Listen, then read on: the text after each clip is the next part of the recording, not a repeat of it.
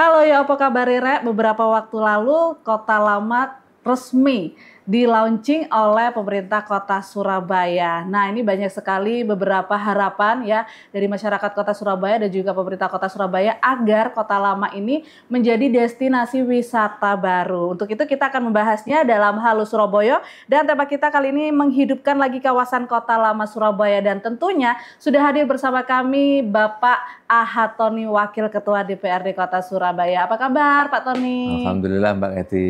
Iya, Pak Tony, kalau lihat Pak Tony ini berasa lihat Kota Lama juga. Iya, betul. Iya, Pak Tony, kalau kita lihat beberapa waktu lalu ini pemerintah Kota Surabaya ini semangat sekali ya, ada grand launching atau peresmian secara langsung Kota Lama sebagai ini destinasi wisata kota baru yang ada di Kota Surabaya, tapi tidak meninggalkan sejarah-sejarah sebagai kota pahlawan begitu. Anda melihatnya ini sukseskah, sudah maksimalkah Wali Kota Surabaya atau pemerintah Kota Surabaya ini merevitalisasi kemudian juga menghidupkan kembali Kota Lama ini, Pak? Ya, kami senang dengan political will pemerintah kota yang sudah mau melaksanakan upaya-upaya kaitan dengan upaya penyelamatan kawasan cagar budaya. Nah, di sana memang sejauh ini ditetapkan sebagai kawasan karena tidak hanya satu yang ditetapkan sebagai bangunan cagar budaya, tetapi adalah hampir bangunan-bangunan yang tersisa yang ada di sana itu syarat dengan memenuhi unsur sebagai bangunan cagar budaya. Okay. Sehingga upaya pemerintah kota di dalam melaksanakan yang pertama itu kaitan dengan konservasi, itu sudah dilakukan lebih lama dengan cara memberikan pencatatan, memberikan label. Kemudian yang kedua, pemerintah kota juga melakukan preservasi di sana. Preservasi dilakukan dengan cara memperbaiki bangunan-bangunan yang sudah rusak, dikembalikan lagi, kemudian dicat, kemudian sesuai dengan penampakan pada masa itu. Kemudian berikutnya ada upaya restorasi. Jadi untuk menjadikan bangunan-bangunan itu jadi lebih terawat dan baik, proses restorasi dilakukan dan sekarang mulai kita masuk pada fase revitalisasi. Nah, fase revitalisasi ini kita memposisikan kawasan itu menjadi kawasan penting. Yeah. Kawasan itu menjadi kawasan penting karena itu syarat dengan sejarah, kemudian fasad-fasad bangunan maupun konstruksi ataupun keberadaan bangunannya, apakah itu desain arsitektur atau mungkin adalah gayanya, memang patut dikaji oleh mungkin mereka-mereka yang dari jurusan teknik, sipil, atau mungkin arsitektur, atau mungkin yang lain-lain. Kemudian penampakannya pun juga begitu, karena keindahannya, kemudian para fotografer, desain grafis, dan sebagainya juga memanfaatkan itu menjadi satu hal yang penting. Nah, dari ini semua, hampir semua pihak merasa Kota Lama menjadi sebuah dunia baru di Surabaya. Walaupun toh brandnya itu adalah Kota Lama, terasa menjadi seperti kota baru karena wow-nya itu adalah pada saat sekarang itu ini tidak pernah dirasakan, nggak pernah ditemukan oleh banyak masyarakat yang sekarang. Sehingga adalah seolah-olah ini ada satu hal yang ikonik yang muncul kembali dan itu memberikan cita rasa keeropaan, kemudian kesejarahan masa lalu dan sebagainya. Sehingga menyambung apa yang disampaikan Mbak Kety, kami sebagai Dewan melihat pemerintah kota sudah ada satu kemajuan jauh lebih baik dibanding dengan masa-masa lalu. Karena masa lalu kan prosesnya masih pada pendataan, bahkan adalah sempat teledor juga hancurnya beberapa bangunan bersejarah di Surabaya seperti rumah radio, dan itu memang harus kita kenang, tetapi juga tidak perlu kita ratapi. Akhirnya kita juga perlu berdamai bahwa kekurangan pada masa lalu ditebus oleh pemerintah kota pada masa sekarang, dan kita sekarang mengajak pemerintah kota dan masyarakat semua pihak untuk sama-sama support terhadap program yang baru ini. Oke, Pak, kalau kita lihat sendiri dari tadi kan ini memang Kota Lama ini nuansanya adalah nuansa sejarah begitu ya Pak. Banyak sekali bangunan-bangunan zaman Belanda ini yang dilestarikan dan masuk dalam cagar budaya. Nah, kalau kita lihat ini mengapa harus mempertahankan nilai-nilai sejarah Pak, terutama dalam hal ini konteksnya Kota Lama Surabaya. Karena kalau kita ketahui bahwa Kota Pahlawan sudah Kota Surabaya sebagai kota pahlawan gitu. Sudah banyak sejarah. Iya, sejarahnya udah ada gitu kan. Sejarah Surabaya itu tidak hanya proses pada masa-masa kemerdekaan, artinya pada fase 45-an, tetapi jauh sebelumnya ada era klasik, itu pun juga pada masa kerajaan Surabaya sudah dikenal dengan munculnya sebuah sebutan I Surabaya di dalam sebuah artefak yang kita miliki, Prasasti Canggu. Kemudian berikutnya pada masa kolonial ini pun juga tidak kalah menarik, dan munculnya Surabaya Kota Lama ini sebetulnya kalau kita melihat kan itu era-era muncul polemik pada masa 1743. Sehingga 1700-an itu bisa dikatakan sebagai awal pangkal tolak munculnya Kota Lama, diawali dengan konflik antar kita. Jadi perang saudara, perselisihan saudara, friksi antara Solo sama Jogja. Yang kemudian Solo mengeluarkan sebuah sayembara, siapa yang bisa membantu diberi hadiah, maka ternyata yang bisa membantu VOC. VOC lalu diberi reward berupa tanah di pesisir pantai utara Jawa. Itu mulai dari kawasan Jepara sampai pada Panarokan, dan Surabaya bertempat di Kota Lama itu dibangun sentral administrasi pengelolaannya.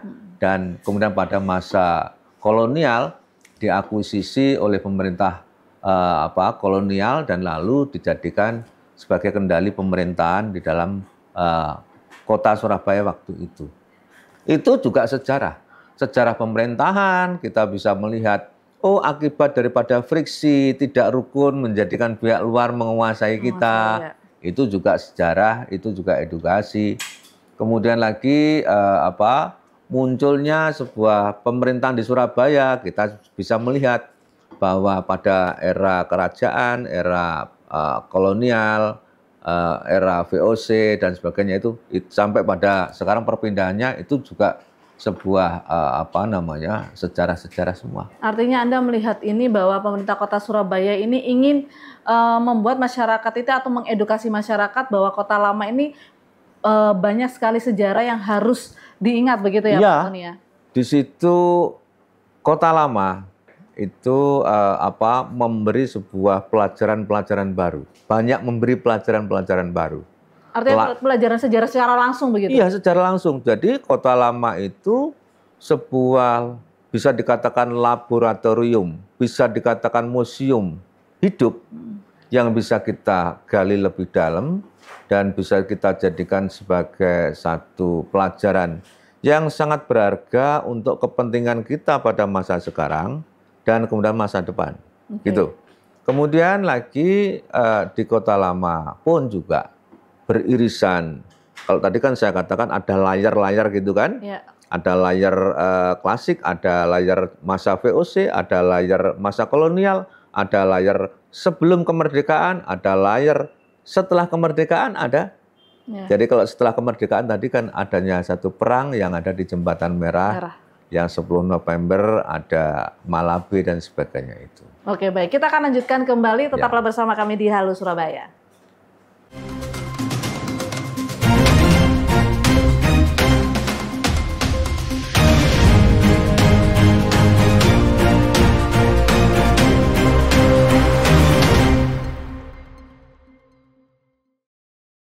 Kalau di mata Anda akan sukses nggak IKN? Ataukah nanti akan seperti Putrajaya, akan seperti negara-negara lain yang gagal? Saya itu tidak pernah ikut-ikut campur tentang IKN. Jadi bagaimana saya nggak mengerti tentang IKN, lantas saya kemudian nggak dilibatkan tentang IKN. Saya orang Kalimantan loh, ya. Lantas saya disuruh bicara soal IKN ya nggak bisa lah. Kalau soal makan bergizi gratis, Pak, itu kan dua program yang bikin, katakan gini, menguras anggaran yang cukup besar. Ya. Sekarang yang janji memberi anggaran itu siapa? Oke. Lantas yang janji nggak ditanya, yang ditanya saya gimana ya? Coba dong tanya sama yang janji, yang beri anggaran dari mana, itu duitnya dari mana, duitnya cukup apa tidak, lantas untuk APBN kita cukup apa tidak, dan mengambil dari APBN atau tidak, atau dari investor, katanya ada investor asing masuk sudah atau tidak, itu yang perlu ditanyakan. Realistis nggak, Pak? Lah kalau realistis itu tergantung si perencananya sendiri. Oke, dari kacamata seorang Osman Sabtaodang, realistis nggak sih IKN dan makan bergizi itu? Tanya sama Sri Mulyani dulu. Itu yang Menteri Keuangan, yang punya duitnya, yang mengendalikan duitnya. Cukup apa enggak duit itu?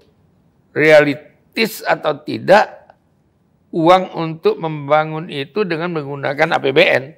Oke. Ya, kalau APBN ya, tapi kalau umpamanya itu dari investor, itu realistis saja. Karena kita nggak ngeluarin apa-apa kan. Di ruang tamu banyak tuh pengurus DPP makannya udah makan makanan kecil. Udah pakai kemeja kuning? Belum. Terus baru masker kuning tadi kan tadi. Masker kuning. Terus ajudan bilang, Pak baju kuning nih. Oh ya udah saya pakai.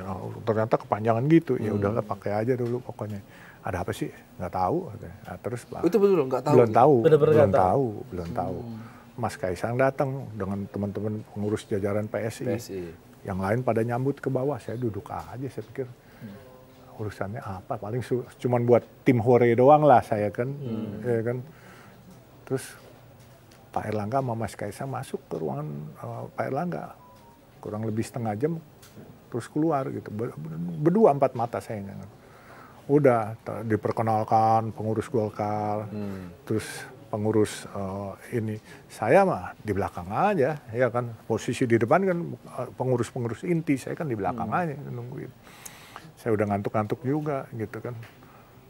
Terus udah pembicaraan kenalan, at the end pas mau penutupan diumumkan. Jadi Golkar nanti kalau Mas Kaisang mau maju, ini kita mempersiapkan wakilnya yang sudah di infrastruktur dan sudah kita uji tadi katanya.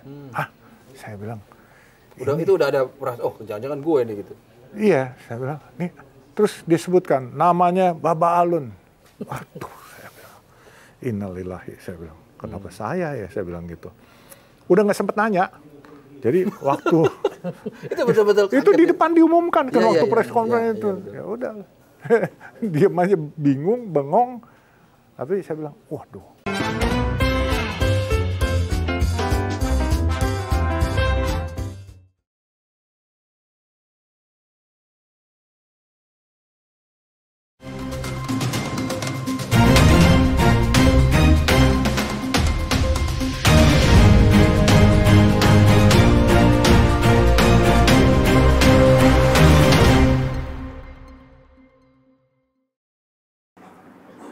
Terima kasih Anda masih bersama kami dan kita masih membahas terkait menghidupkan lagi kawasan Kota Lama Surabaya dan tentunya masih bersama dengan Wakil Ketua DPRD Kota Surabaya Bapak Ahad Thoni. Pak Thoni tadi sudah dijelaskan ya Pak, banyak sekali beberapa lapisan atau beberapa layer yang sebenarnya memang di Kota Lama ini syarat sejarah sekali begitu ya, dan harus diakui oleh masyarakat Kota Surabaya bahwa memang selain ini Kota Pahlawan, bahwa Kota Lama di Surabaya ini juga mempunyai makna sejarah dari beberapa tahun yang lalu begitu. Nah, kalau Anda melihat sendiri, kalau kita bandingkan dengan Kota Jakarta, Kota Lama di Jakarta sendiri ini sudah menjadi jujukan destinasi wisata masyarakatnya sendiri, masyarakat Kota Jakarta. Nah, kalau Anda melihat ke depannya, apakah Kota Lama yang ada di Surabaya ini juga akan sama begitu, Pak?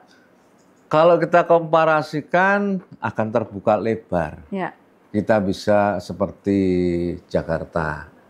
Bahkan kita melihat kawasan Kota Lama ini nanti akan menjadi bagian Kota Surabaya yang dalam tanda kutip, kalau saya menduga, tidak akan pernah tidur.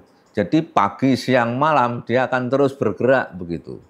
Nah, Kalau itu terjadi, maka mimpi kita untuk menjadikan Surabaya kota lama itu identik dengan yang di Jakarta menjadi jujukan. Kemudian pagi, siang, malam dengan berbagai macam tema, suguhan, sajian, dan suasana. Itu akan bisa kecapai. Nah, bagaimana caranya itu bisa terjadi? Itu pertanyaan yang harus kita sampaikan. Ya. Maka semua pihak harus bisa meletakkan konsep untuk tujuan itu secara bersama-sama. Artinya siapa yang berperan di pagi hari, siang hari, sore hari, malam hari, dan sebagainya, dan suguhan apa yang harus disampaikan pun juga begitu. Nah, kemudian peran daripada semua pihak itu, ya peran masyarakat di sekitar itu juga.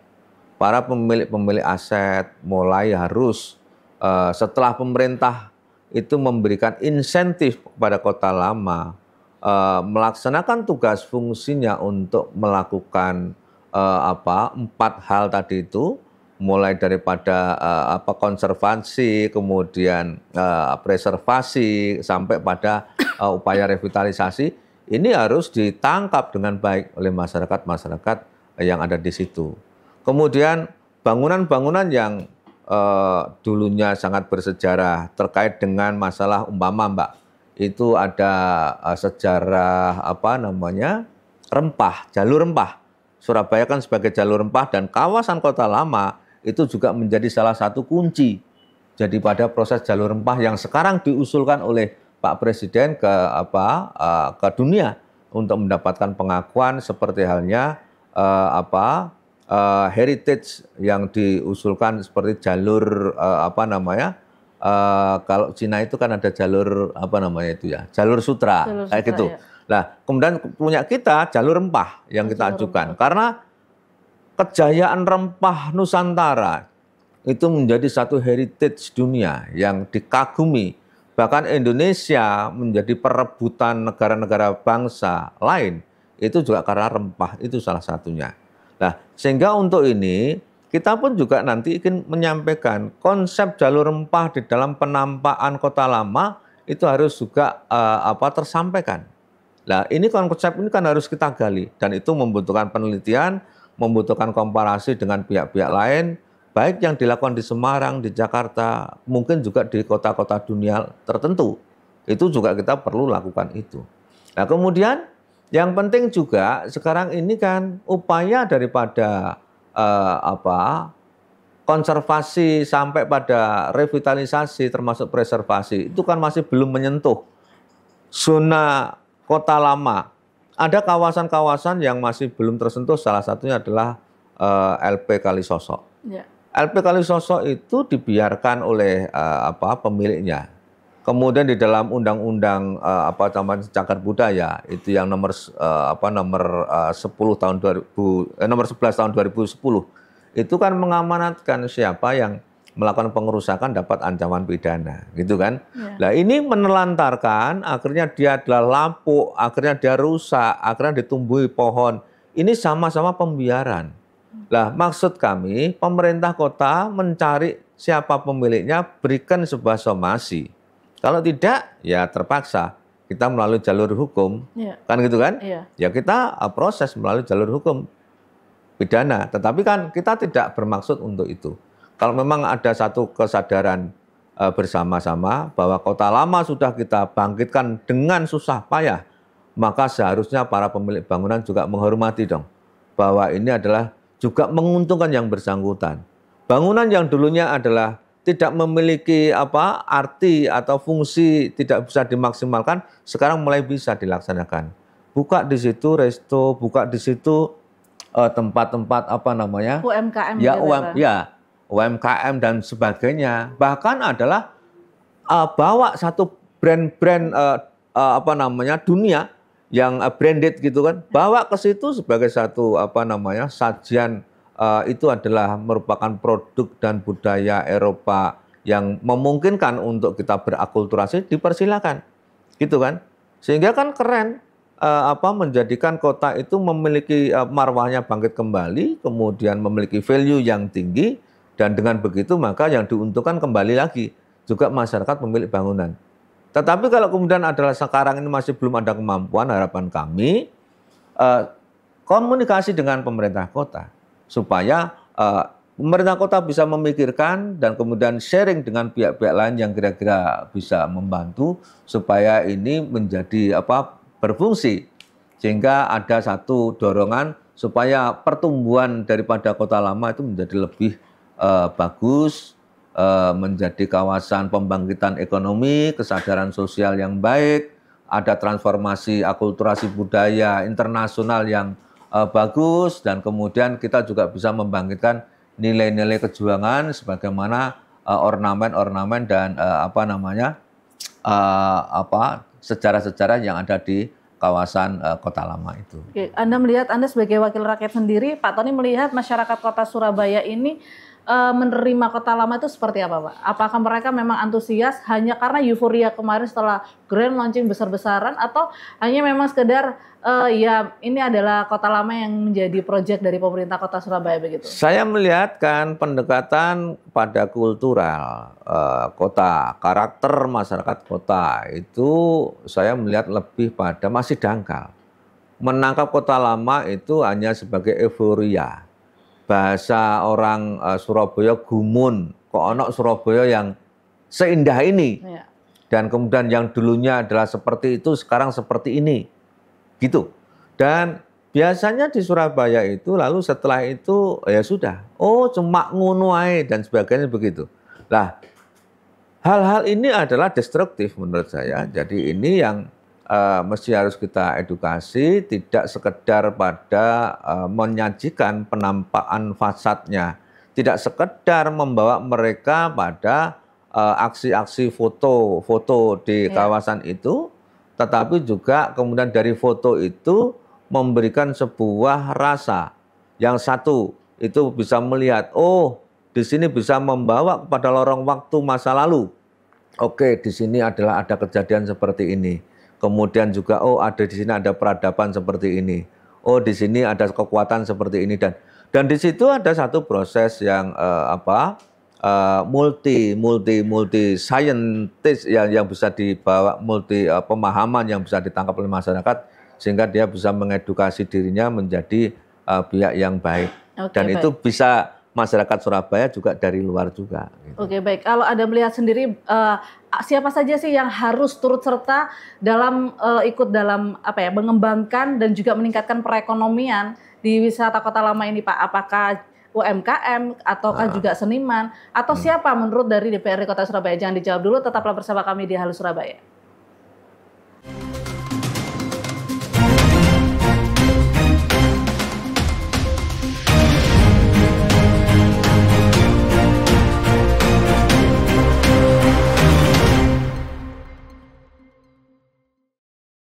Ya, kalau kan? Jawa Timur ada Khofifah Emil, Hanura ke situ nggak, Pak? Loh, dulu kan kita yang pertama mendukung Khofifah. Dulu kita yang pertama mendukung Khofifah. Sekarang? Ya belum, kita belum mendukung siapa-siapa. Oke.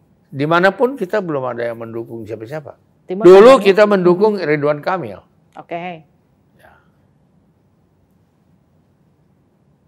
Dan dulu kita mendukung Ahok. Sekarang mendukung Ahok lagi nggak? Oh, ya kan belum. Dia juga belum muncul kok. Oke. Ya. Belum ada obrolan-obrolan dengan PDIP soal koalisi-koalisi di belum. Bandung, di Jawa Barat gitu. Belum ada, Pak. Kita belum diajak atau belum ngomong, ya sama aja lah.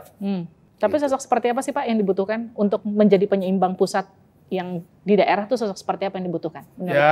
Itu dibutuhkan kewenangan daerah yang meyakinkan orang daerah itu berpihak kepada daerah yang betul-betul. Dia nggak usah lari ke Jakarta ini, nggak usah lari kemana-mana. Dia konsentrasi ke daerahnya, karena daerahnya punya potensi yang besar. Seperti contoh, orang bilang, wah dulu yang paling susah itu NTT. Ya, NTT itu susah untuk berkembang, susah untuk... Saya bilang nggak benar itu. Jangan dipikir NTT itu daerah yang subur. Nggak ada Indonesia ini provinsi yang tidak subur, nggak ada. Jadi daerah itu sebetulnya bisa makmur kalau diberi kewenangan kepada daerah. Diberikan otonomi ini, jangan otonomi daerah itu dicabut. Berikan kewenangan itu kepada daerah-daerah. Maka tagline kita, partai kita, ke depan ini sudah memutuskan berpihak kepada daerah. Lewat Kenapa? Daerah makmur baru ada Indonesia makmur. Bukan Jakarta makmur terus Indonesia makmur. Oke. Ya. Jadi harapan Pak Oso sendiri di pilkada nanti akan seperti apa, Pak? Ya itu tadi, berpihak kepada daerah. Lewat Berpihak tokoh-tokoh kepada yang daerah. diusung. Lewat tokoh-tokoh yang diusung. Lewat tokoh-tokoh yang diusung dan yang bertanggung jawab terhadap daerahnya. Bukan ketergantungan daripada anggaran pusat itu saja. Tapi dia harus betul-betul bisa membuat dan mencari, membangun investasi-investasi baik melalui APBN maupun dengan para investor-investor yang menjanjikan. Kita punya raw material yang begitu luar biasa. Tapi dulu kan kita hanya jual raw material. Harus sampai at least semi-finishing product dan finished products. Jadi kalau umpamanya cuma jual material saja, kita menjadi kuli ya pada negara lain. Tapi kalau sampai dengan semi-finishing product, artinya ada investor masuk di situ. Sehingga bahan dia dari kita, uang bangun pabriknya dari dia, lantas teknologi, transfer of teknologi bisa juga ikut orang kita. Jadi bukan sebagai kuli. Itu yang harus dilakukan sekarang. Jangan ada dua matahari, Pak Bendahara, saya bilang itu. Kamu ngomong deh sama ketua umum kamu, tapi Bapak izin Pak ya. Satu matahari, satu Ramayana. Jangan, itu toko itu. Akhirnya saya bilang izin Pak ya, yang penting Bapak izinkan. Ya udah, saya ngomong sama ketua umum. Waktu itu ada ketua umum, sekjen, ada beberapa orang di kantor DPP. Saya bilang, Pak izin Pak. Saya waktunya nggak keburu lagi nih Pak. Saya banyak kerjaan infrastruktur yang saya harus selesaikan. Habis Desari, nanti seksi 2-nya lagi. Waktu itu Desari baru sampai Brigif. Brigif nanti baru seksi 2 sampai Sawangan. Nah itu kita belum beresin Pak. Terus kemudian kita lagi bangun Cilenyi Sumedang Dawan 62 kilo. Cisumdawu. Ini banyak kerjaan saya. Dan saya mau mengundurkan diri aja Pak, biar aja kan udah ada bendaharanya Mas Trenggono. Ngomong sama presiden, oh udah gue udah ngomong sama presiden Pak, kapan lu ngomong? Kemarin waktu peresmian jalan tol. Gercep pengusaha, nggak bisa lihat peluang. Terus beberapa teman, hari itu kalau nggak salah ada Mbak Nurul Arifin, ada Pak Sekjen, bilang, lu nggak salah lu, apanya yang salah? Ini jabatannya wamen paling dikit, paling nggak menteri nih kalau bendahara nih katanya. Gue mantri aja lah, gue nggak perlu jadi menteri. Tapi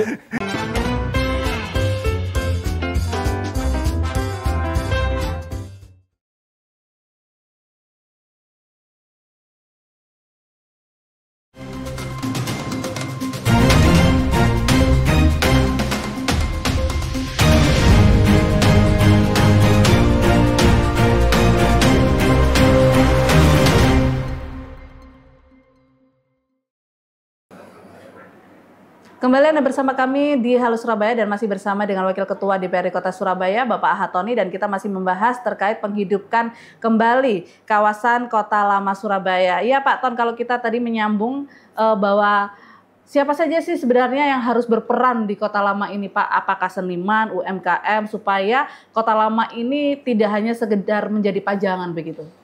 Kota Lama ini ajang bagi kita semua. Tidak hanya UMKM, tidak hanya seniman, tetapi adalah semua bisa berperan di situ. Contoh seperti seniman, perlu juga kita distribusikan untuk mengambil peran di situ. Jangan kemudian hanya berbasis ekonomi itu jualan makanan, kuliner. Begitu. Yang namanya ekonomi itu kadang-kadang tidak ansih kita berdagang produk barang, tetapi ada jasa. Kemudian gitu kan, ada juga sajian-sajian suasana. Dan kemudian bisa jadi orang adalah dongeng di situ, sehingga menjadi guiding. Guide terhadap setiap bangunan. Satu bangunan itu saya pikir bisa dikupas 1 hari tidak tuntas. Di situ. karena adalah begitu kaya sejarahnya, karena dengan layar-layarnya itu. Dan kemudian lagi, kalau toh nanti masyarakat mau ambil peran, harapan kita, kan di situ harus tidak lalu kemudian orang berdatangan dengan liar, enggak, harus betul-betul dikelola dengan baik. Karena sebaik apapun upaya-upaya preservasi, kalau kemudian tidak diikuti dengan kemampuan kita memanage areal itu dengan konsep revitalisasi dengan tepat, juga tidak akan bisa kena. Nah, kemudian kami usulkan pada pemerintah kota segerakan membentuk sebuah badan pengelola kawasan. Jadi badan pengelola kawasan itu kombinasi, ada peran pemerintah, kemudian peran akademisi, kemudian peran sektor privat, seniman atau budayawan. Jadi kolaborasi di situ. Ya, sehingga bisa memikirkan tentang fungsi itu supaya pemerintah tidak mesti harus itu pemerintah terus. Supaya itu bisa berkembang dan mereka adalah bisa memiliki kemampuan untuk berimprovisasi pengembangannya dengan jauh lebih baik. Gitu. Oke, artinya memang sebenarnya kerjasama pemerintah Kota Surabaya dan masyarakat ini sangat penting begitu ya? Penting, seperti yang tadi, seperti seniman. Supaya itu tidak sepi begitu kan, bisa aja ada opera-opera menceritakan tentang sejarah-sejarah tadi. Iya. Kemudian ada penyajian tentang kayak musik-musik yang bernuansa klasik. Kemudian kalau kita kan gong-gongan kan, kelenengan kan. Kalau zona itu kan zona Eropa itu. Tetapi kadang-kadang juga perlu juga dikombinasi, akulturasi antara seni Jawa, kemudian Eropa, Arab, pecinan, dan kemudian Melayu. Dikemas jadi satu, dan itu yang bisa melakukan adalah seniman budayawan itu. Nah sekarang bagaimana kita menyentuh mereka supaya bisa ambil peran itu. Oke, artinya memang seniman ini juga dibutuhkan ya Pak ya. Seperti tadi Anda bilang, ada opera atau teatrikal, begitu ya Pak. Teatrikal menunjukkan bahwa Kota Lama Surabaya, bagaimana sejarah dari Kota Surabaya begitu. Nah, ada kalau melihat sudah maksimalkah pemerintah Kota Surabaya ini Pak dalam membangun Kota Lama yang kemarin juga baru di launching begitu? Kalau kita katakan ukurannya maksimal tidak maksimal, pasti kita mengatakan belum maksimal. Karena kan di atas langit masih ada langit. Kemudian tetapi kan fungsi pemerintah adalah sebagai satu stimuli. Fungsi pemerintah sebagai regulator. Setelah distimuli kemudian ternyata jalan, maka harus ada pihak yang menjalankan. Supaya pemerintah bisa melakukan revitalisasi di tempat lain, menangani hal yang lain.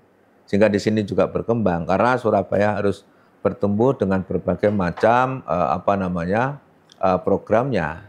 Dan ibarat Surabaya itu sebagai kawasan perang, jadi yang pemerintah kota nggarap ini, kemudian setelah itu ganti-ganti dan yang lain. Sehingga prosesnya bisa saling bergantian begitu. Oke. Harapan Pak kepada pemerintah Kota Surabaya dan juga pesan kepada masyarakat Kota Surabaya agar bisa sama-sama saling menjaga Kota Lama ini Pak. Silakan, menurut saya yang pertama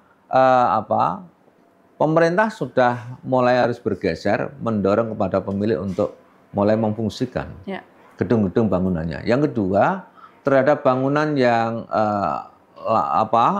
belum tersentuh dan terancam rusak seperti Kalisosok, pemerintah perlu membuat surat somasi dan kemudian kepada masyarakat, suasana yang sudah baik ini mari kita jaga, kita manfaatkan, jangan ada lagi vandalisme, coret-coret dan kemudian dengan semaunya. Dan kalau memang ada seperti itu, kita minta pemerintah bersikap tegas, kemudian kemudian ayo kita fungsikan dengan baik supaya yang dilakukan oleh pemerintah untuk Kota Lama di Surabaya itu bisa menjadi sebuah epicentrum dan menjadi sebuah energi yang bisa menjadikan semua pihak yang datang di situ bangkit dan kemudian memiliki kesadaran yang baik untuk menjadikan